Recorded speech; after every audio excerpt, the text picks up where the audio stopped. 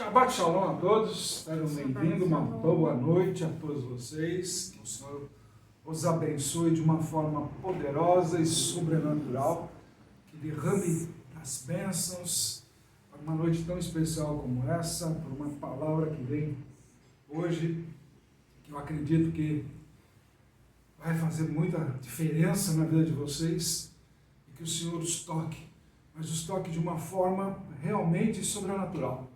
Uma forma que realmente traga entendimento, conhecimento, discernimento, muita, mas muita sabedoria para a vida de vocês. Porque hoje é um tema que nós temos que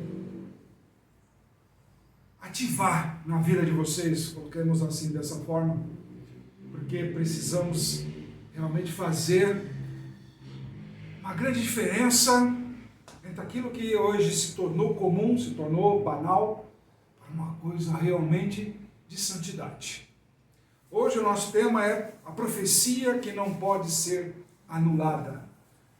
E aí nós vamos entrar justamente na porção Balaque de hoje, que vai de Números 22, 2 a 25, 9, com Lucas, capítulo 22, Miqueias, capítulo 5, versículo 6 até capítulo 6, versículo 8, para que justamente dê a vocês aí todo a direção, o ensinamento sobre isso. Mas Deus já me preparou com uma palavra um pouco antes de começarmos a entrar no tema, que vai lá em Isaías, capítulo 1, versículos 3 a 5, onde ele diz o seguinte: o boi conhece o seu dono, e o jumento o seu estábulo, o estábulo do seu senhor. E o que ele quer dizer com isso, nessa nossa jornada? E eu fiquei meditando muito sobre isso, quando ele deu a palavra para nós hoje, durante a semana, né? Como eu falei, essa porção a gente vai trabalhando durante a semana, para justamente trazer para vocês a essência, o perfume que ele quer derramar sobre a vida de vocês. E justamente ele me coloca nessa situação, porque haverão algumas situações aí dentro do próprio texto, do próprio estudo de hoje, digamos assim, que vai falar de bois, vai falar de jumentos e tudo mais. Tá? E aqui a gente vai tocar em pontos sensíveis na vida de muitos ministérios, muitas pessoas que precisam realmente desse despertar. Nós precisamos realmente ouvir o Senhor, ouvir o que Ele tem para nós nesse tempo tão conturbado, tão maluco, tão desafiador, digamos assim, tão cheio de inverdades, para que realmente se estabeleça a verdade. Então, digamos o seguinte: no boi a gente coloca o fardo, e sobre o jumento nós colocamos a carga. É uma expressão que normalmente a gente coloca, e vai ver muita gente falar por aí e tudo mais. Mas as pessoas falam e não sabem o que estão falando e o fundamento dessa situação. Quando nós colocamos a farda sobre o boi no tema do Senhor, na palavra do Senhor, ele está querendo dizer o seguinte: o fardo aí que nós temos que carregar, digamos assim, se colocando na posição de boi, que o boi, você sabe que ele tem que trabalhar, tem que carar o pasto, tem que fazer toda uma série de outras coisas, e esse fardo, o nome desse fardo, se chama fé. E essa fé é o que nós temos que trabalhar no campo, temos que espalhar pelo campo, espalhar na vida das pessoas. Como Jesus mesmo utiliza a parte agrícola, digamos assim, todos os exemplos da agricultura, para justamente dar os seus exemplos. O boi é um desses exemplos, assim como o jumento. Só que o boi, para quem conhece um pouco da parte de plantação, o boi é usado para fazer o arado da terra. É colocado nele toda a parte de instrumentação precisa de uma forma rudimentar. Hoje existem tratores, máquinas, uma série de outras coisas mais. Mas existe o modo do antigo de dizer, era o boi que fazia esse trabalho de arar a terra, ou seja, sulcar a terra, para que você colocasse aquela semente, para você ter a plantação e depois a colheita. Então a fé é o nosso fardo, que nós temos que carregar e semear pelo caminho. Porque hoje o que está acontecendo é que a pessoa tem fé, mas só para ela. Mas só que mesmo sendo só para ela, ela teme a própria fé.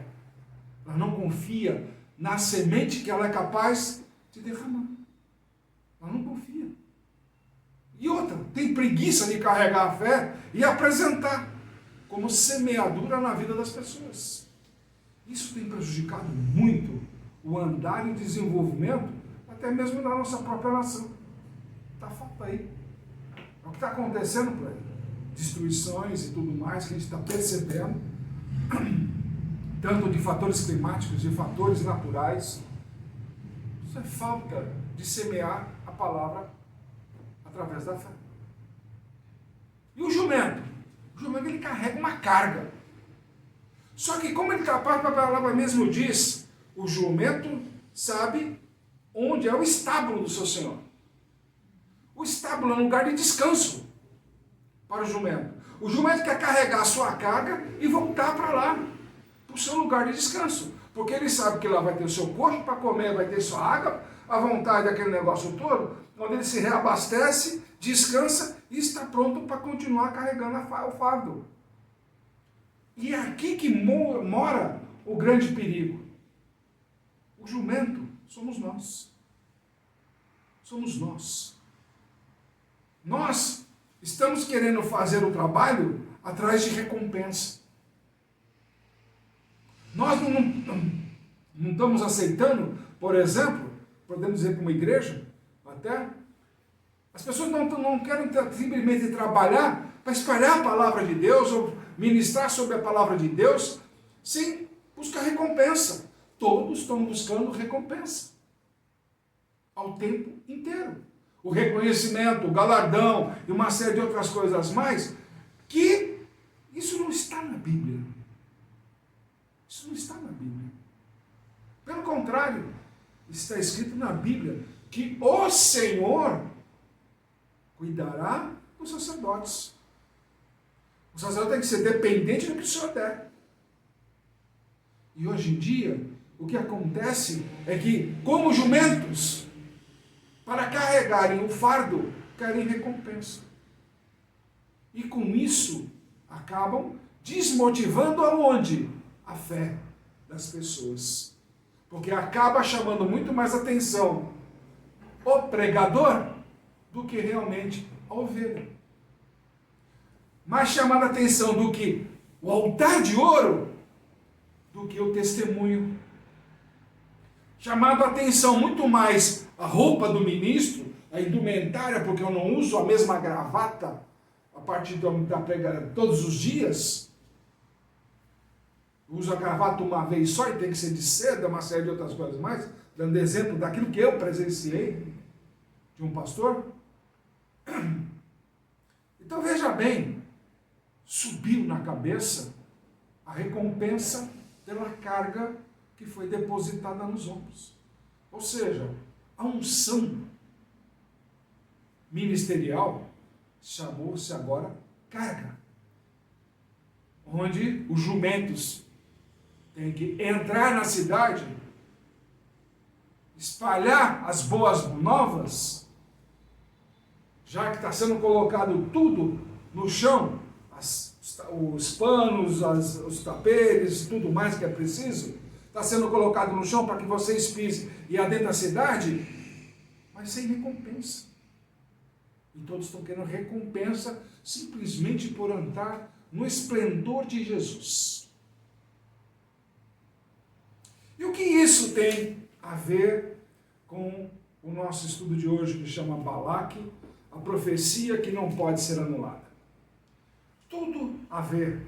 Porque podemos dizer o seguinte: quando nós chegamos nesse ponto de identificar esses problemas, nós começamos a ver que o inimigo começa a tramar, a pedir, a profetizar contra você. Vocês já perceberam que, tipo assim, há uma sensação que, tipo, já percebi isso, muitas pessoas que vão na igreja, chegam lá, estão escutando aquela palavra, aquela coisa toda, estão envolvidos naquele mistério, aquela unção maravilhosa, mas daqui a pouco já sabem. Olha, agora vem aquele discurso, vem uma palavra dizimal, digamos assim, e eles pegam lá qualquer versículo da Bíblia e transformam aquilo numa fonte de riqueza. E aquilo pesa. E aquilo pesa muito na vida das pessoas. E aí a gente começa a pensar do seguinte: se o inimigo pode tramar, pedir, profetizar contra você, mas uma coisa a gente sabe, que ele não pode anular a palavra que Deus liberou para a tua vida. Aí me perguntam, porque nós aqui não falamos das ofertas, dos dízimos, de uma forma simples, de uma forma muito simples. Em primeiro lugar, o Espírito Santo é que tem que tocar teu coração. Tem que tocar teu coração. Se quiser fazer um Pix, tem o número do nosso telefone aí, é o número do nosso WhatsApp, é o número do Pix.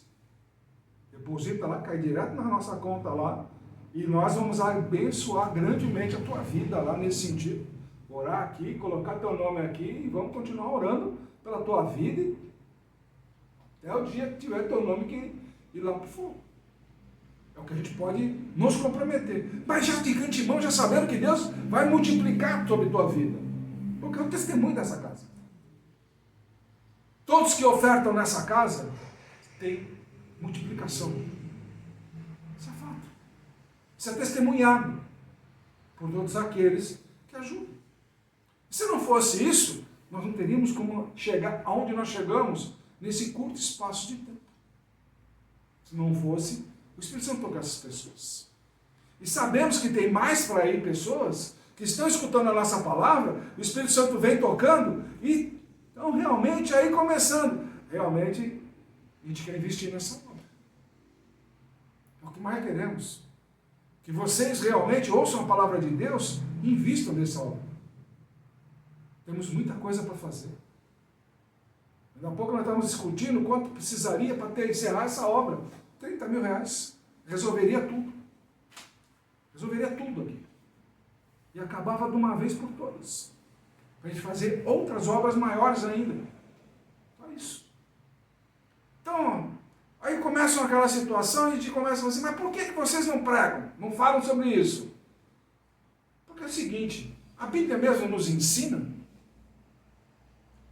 que eu não tenho que falar isso. Porque a única palavra de Deus nos ensina, na própria palavra bíblica, é a seguinte: se vocês andarem nos meus estatutos, nas minhas ordenanças, nos meus ensinamentos, eu lhes darei o melhor desta terra. Os abençoarei. Esse é o caminho da bênção. Não há outro lugar na Bíblia que se fale dessa forma. Ande nos meus caminhos e eu te abençoo. Te multiplico. Está lá escrito. Palavra de Deus.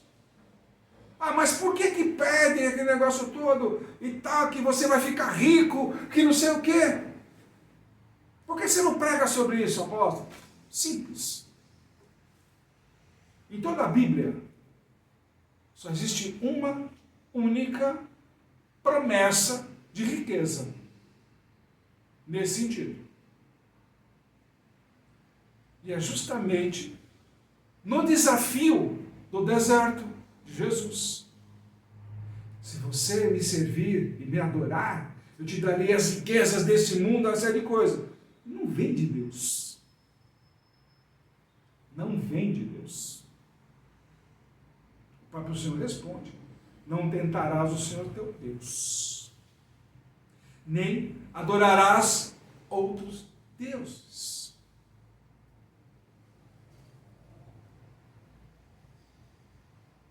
Está escrito isso. O natural é seguir a Deus e Ele te fará prosperar. Eu não preciso de culto de riqueza, de promessa disso, porque esse tipo de promessa já está identificado de onde vem. E não é de Deus. Não é de Deus. Então, portanto, esses cultos chegam aí e falam, não, você vai ficar rico, vai ficar isso. É a tentação. É o tentador entrando lá, usando o nome de Jesus para te enganar. Vocês já perceberam isso? A Bíblia inteira diz, ande nos meus caminhos e eu te abençoarei. Traga os seus problemas a mim, confie nos meus ensinamentos. Eu te abençoarei. Porque bendito é você. Bendito tu és. Mas você resolve ouvir o que o inimigo fala e esquece a voz de Deus. Não, mas ele é o homem de Deus. Não, ele é a voz do inimigo. Falando para você, você vai ser rico. Se desafiar Deus aqui, se desafiar, você dá tudo teu ali. Adorando quem? Deus? Não. Essa promessa está na tentação. Você está sendo tentado. O correto é, ouça a palavra de Deus. Está passando por tribulação? Ouça a palavra de Deus. Está passando por um momento? Ouça a palavra de Deus. Estou num momento difícil? Ouça a palavra de Deus. Ela tem solução para tudo dentro da Bíblia. Sabe qual é o problema? Que nós nos tornamos imediatistas. Não temos paciência para amar. Não temos paciência para amar. Mas adoramos a rapidez de sermos enganados. Ou enganadores. De nós mesmos. Então, quando começa a situação que a gente vê dessa situação que vem acontecendo, né? Deus vem colocando essa posição. Então, nós temos que avaliar capítulo 22 lá de Lucas, né? Aí, versículos 4 e 5, negociaram dinheiro com Judas. Para quê? Para atrair Jesus. Ou seja, o inimigo entrou em Judas, atrás de riqueza. Números 22, 12. Não irás com eles, nem amaldiçoarás o povo, porque é bendito. Quem vincula uma ação financeira com um divino é que nem Judas, é traidor. Deus estava diante do filho, Judas estava diante do Filho de Deus, andava com o Filho de Deus, reconhecia que era Filho de Deus, e mesmo assim, preferiu riquezas. Está dando para vocês entenderem essas pregações de riqueza, de facilidades, usando o nome de Jesus? Lucas 22, 31 a 32, Simão, Simão, eis que Satanás vos pediu para vos peneirar como trigo. Miqueias 6, de 6 a 8, o que o Senhor pede de ti? Que pratiques a justiça, ames a misericórdia e andes humildemente com teu Deus. Quando você começa, isso é um resumo mais ou menos do que a gente vai estar tocando hoje aqui. Quando a gente começa a perceber isso, nós temos que falar em táticas. A tática do inimigo é amaldiçoar aquilo que Deus abençoou. Isso é uma tática. Isso é fácil. O inimigo sempre estará à espreita do que você tem. Ah, mas eu não tenho nada. Tem. Você é bendito. Você é bendito. Ah, mas estou passando por dificuldades. É aí que ele quer você. Até suas dificuldades é motivo para ele te enganar. Para que você pense que você não é bendito de Deus. Que você está sob maldição. É isso. Quando a gente começa a analisar a porção Balaque, por exemplo, Balaque representa os sistemas opressores, governantes espirituais das trevas. Essa simbologia que vem. Rico, se escondendo sob o discurso da pobreza, com o objetivo de gerar conflitos. Pois quanto mais desunido o povo, mais o inimigo avança. Aquela famosa frase, dividir para conquistar. Alguma semelhança com o que nós estamos vendo hoje no Brasil? Nenhuma. Então nós estamos sob o manto do inimigo. Nós estamos permitindo que o inimigo nos separe. Nós vimos sob a proteção de Deus, pátria, família. Permitimos agora. Nós contra eles. É isso? O que é isso? O inimigo da traição. Tudo a ver? Balaão é um profeta com dons, mas sem discernimento espiritual puro. Por quê? Ele é vulnerável à cobiça. Falou em dinheiro, a unção já ficou para lá, está tudo certo. Ainda semana passada nós falamos da teimosia dele e que se não fosse a mulinha dele, ele ia ser morto pelo próprio Senhor, pelo próprio anjo do Senhor. Queria fazer bobagem. A tentativa de amaldiçoar Israel, ou a todos nós que seguimos esse mesmo Deus, o Deus de Israel, reflete as estratégias do inimigo. Nada mais do que isso. Ou seja, qualquer um que proclama que Israel é maldito, nós já sabemos do que estamos falando, hoje vai usar a palavra contra você. Levanta a bandeira de Israel que nós temos aqui, para ver o que acontece. Levanta. Use. Você é inimigo de toda a situação. Hoje nós estamos vivendo Balaque no Brasil e no mundo. Estamos vivendo Balaque no mundo. Olha como as histórias da Bíblia se encaixam no nosso tempo. Nós estamos vivendo esse tipo. O inimigo tenta te amaldiçoar de todo quanto é jeito. Usa de todas as estratégias. No livro de Números, capítulo 22 a 24, 22, versículo 24, a porção nos apresenta um inimigo espiritual que tenta usar o profeta para amaldiçoar um povo de Deus. Você não é um povo de Deus? Não faz parte da nação de Deus?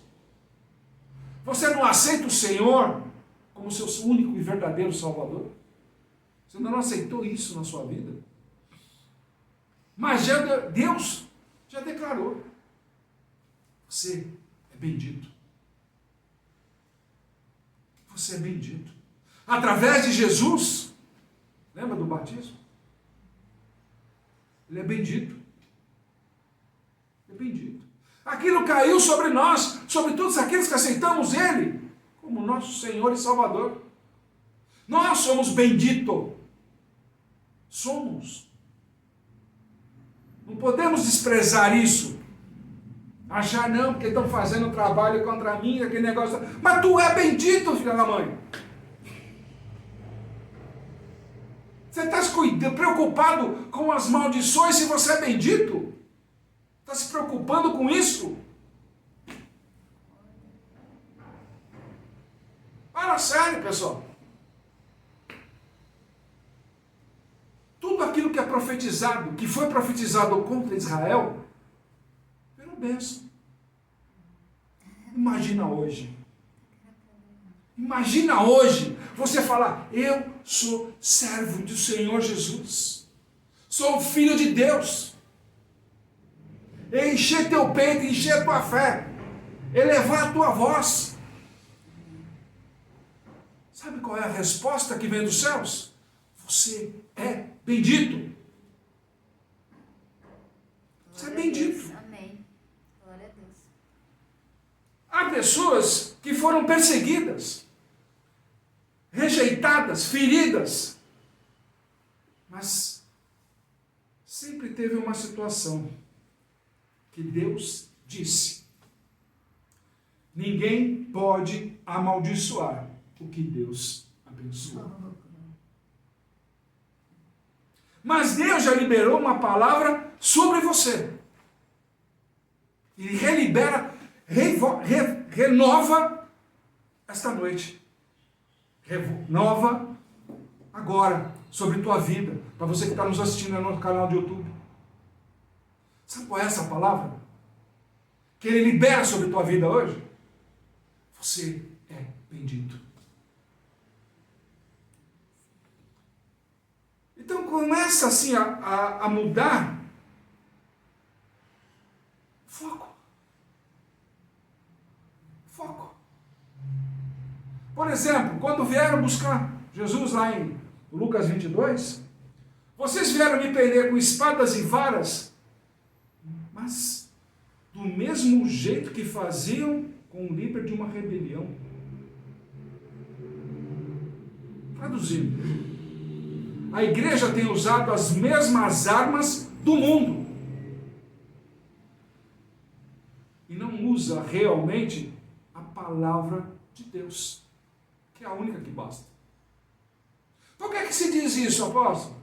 Muito simples. O mesmo exemplo do deserto. Mesmo exemplo do deserto. Enquanto a igreja diz para você que você vai ser rico, Jesus degradou usando a palavra. Você não pode tentar Deus. Você não pode adorar outras coisas a não ser Deus. Como é que você hoje adora o altar? Adora aquele pastor? Adora aquele apóstolo? Isso é idolatria. Isso é idolatria. Se fosse para orar, adorar altares, eu fico imaginando então Abraão. Cada lugar que ele parava, ele erguia um altar. Cada lugar que ele ia, vai um altar. Os filhos dele, a mesma coisa. Isaac, Jacó e tal, vai. Lembra que teve que erguer um altar num lugar que Deus determinou para sacrificar seu filho? Não, já tinha um altar lá? Não, teve que erguer um altar. Cada lugar que ele vai, ele ergueu um altar. Ou seja, onde você está, você é o altar. Você é o altar. Exalte a sua fé. Exalte o seu amor a Deus. Por quê? Você é bendito. Você é abençoado por Ele. Jesus debateu com o inimigo no deserto através da palavra de Deus. Isso. Sem necessitar de qualquer expressão ou sentimento do mundo. Eu não preciso fazer cena, não preciso gritar, não preciso fazer nada. Simplesmente, vai embora. Pega as tuas coisas e vai embora. Acabou. Eu não preciso me exaltar. Quem tem que se exaltar é o inimigo. Não eu. Eu não tenho que fazer show pirotécnico para parecer que eu sou um bruxo, um mágico, alguma coisa nesse sentido. Se eu não sou nada disso, sou apenas e simplesmente um servo do Senhor. Não me coloco nem como homem de Deus, mas um servo do Altíssimo. Só isso. Só isso. Não precisa dessa exaltação. Ah, o homem de Deus. Não, eu sou um servo dele. Servo. E não preciso fazer show nenhum para expulsar demônio nenhum. Simplesmente dou a ordem, porque não sou eu que estou dando a ordem. É ele. É ele. É ele que dá a ordem. É ele que dá o comando. Porque se o inimigo não vê Deus em mim, pode preparar que vai ter show. Vai ter entrevista. Vai dizer, o inimigo, você acha que de fato ele revela as estratégias dele? Para quem foi, para quando foi, como fez aquele negócio todo? Ou ele é mentiroso? Se o pai dele é o pai da mentira, o que pode vir da boca de um filho de um mentiroso? Mentira.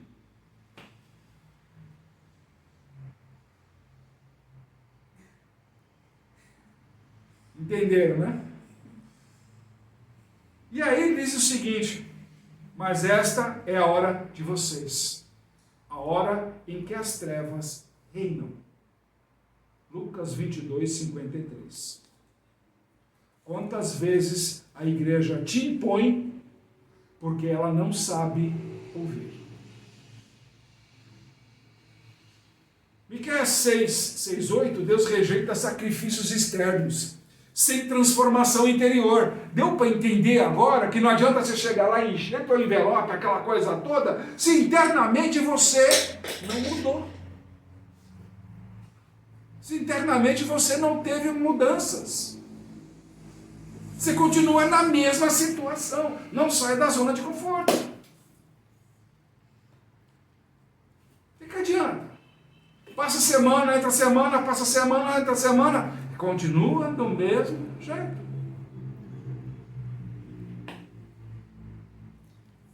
O povo é chamado de volta à essência da fé. E justamente Deus está falando isso hoje. Em todas as igrejas. Mas não há quem ouça. Esse é o problema. E o que é a essência da fé? Justiça, misericórdia e humildade. Essa é a essência da fé. Justiça, misericórdia e humildade. Está lá, Miqueias 6, de 6 até 8. Essa é a essência. Se você não tem isso, tua fé está morta. Deus quer um coração, não ritual. Ele quer vida, não performance. A verdadeira vitória espiritual é vivida na obediência e no caráter. Enquanto o mundo busca performance, é isso que acontece hoje, Deus busca coração. Deus está buscando teu coração hoje. Enquanto o inimigo levanta vozes de maldição, Deus levanta profetas de verdade e de justiça. E para estar chegando hoje essa verdade aos teus ouvidos, é porque você é bendito. Balaão foi forçado a abençoar e teve que declarar o que Deus mandou. Como posso amaldiçoar quem Deus não amaldiçoou? Está dando para entender? A verdadeira profecia, o verdadeiro sentido de uma profecia. Pedro foi restaurado. Jesus declara sobre você: tu és Pedro, e sobre esta pedra edificarei a minha igreja. Miqueias revela o caminho de remanescente. Praticar a justiça, amar a misericórdia e andar com Deus. O inimigo pode até tramar contra ti. Pode pedir, profetizar contra, mas não pode anular o plano de Deus sobre tu que é escolhido. Não pode. Não tem como ele tocar num fio de cabelo teu, sem que Deus permita. A própria palavra de Deus diz isso. Não cai um fio do teu cabelo sem que Deus saiba. palavra que Deus liberou sobre a tua vida não será revogada. Ela vai se cumprir. Então se aproxime de Deus, não se afaste dele, busque onde te entrega o caminho para andar com ele. Não que te peça toda hora sacrifício. Porque Deus quer o teu coração, não que o seu sacrifício. Não o seu sacrifício. Ah, mas lá na igreja, ela que aprenda a andar na dependência de Deus, não na dependência do seu bolso. Deu para entender? Há palavras de maldição que foram lançadas sobre tua casa. Isso é fato. Na sua saúde, no seu ministério. É ou não é? E você se prostra para isso. Mas Deus hoje manda te dizer, elas não pegam. Essas maldições não vão pegar. Por quê? A profecia maior ainda ecoa em todos os cantos do universo. Você é bendito. Essa é a profecia de Deus sobre a tua vida. A verdadeira igreja te ensina o processo para atingir propósitos. E não soluções imaginárias que exploram a tua fé. Para quem está sob ataque espiritual, como Israel diante de Balaque, para quem caiu como Pedro, mas precisa se levantar, para quem perdeu o foco, como Balaão, né? Mas quer andar em justiça, misericórdia e humildade, que está debaixo de ataque, que passou por queda, que quer andar em santidade. Jesus está intercedendo nesse exato momento na tua vida. Pedro foi peneirado, ele foi pedido. Jesus orou por ele. Pedro caiu, Pedro negou, mas ele mudou, se ergueu e teve firmeza. E quando teve no firmamento, ele fortaleceu as outras pessoas. Ele não ficou parado. Ah, fui abençoado, eu sou um abençoado e está aqui, está tudo bem, quem quiser vem a mim. Não! Ele começou a fortalecer as pessoas em volta. E com isso, ganhou 3.000 pessoas através do poder do Espírito Santo. Nele, o Espírito Santo encontrou morada. Nele, o Espírito Santo quis viver em paz, fortalecendo pessoas. Naquela noite fantástica, naquele dia fantástico de Pentecostes, de Shavuot, Pedro foi morada do Espírito Santo, assim como os apóstolos. Ali eles foram batizados com o poder do Espírito Santo. E o poder do Espírito Santo fortalece as pessoas. Quem anda com o Espírito Santo fortalece quem está em volta. Mesmo aqueles que estão caindo, que nem agora. Você caiu. Está sob maldição. Está passando por problemas financeiros. Está passando por problemas emocionais. Está passando por problemas de doenças. Essa semana mesmo, 4 cirurgias apareceram para mim interceder. As 4 já deram resposta. Eu estou em casa. E cirurgias complicadíssimas já estão em casa. Só prova mais uma vez: Deus é contigo. Porque você é bendito. Jesus hoje manda te dizer, Ele está intercedendo, Ele vai resolver esse seu problema, Ele vai resolver as tuas situações, mas não fica no seu comodismo. Ah, então Ele vai resolver, está tudo certo. Não! Age, se aproxime dEle, adore-o, adore-o. Venha aqui orar com a gente, venha fazer parte. Venha crescer espiritualmente. sem cobranças, porque você vai ser usado pelo Espírito Santo. Posso orar por você?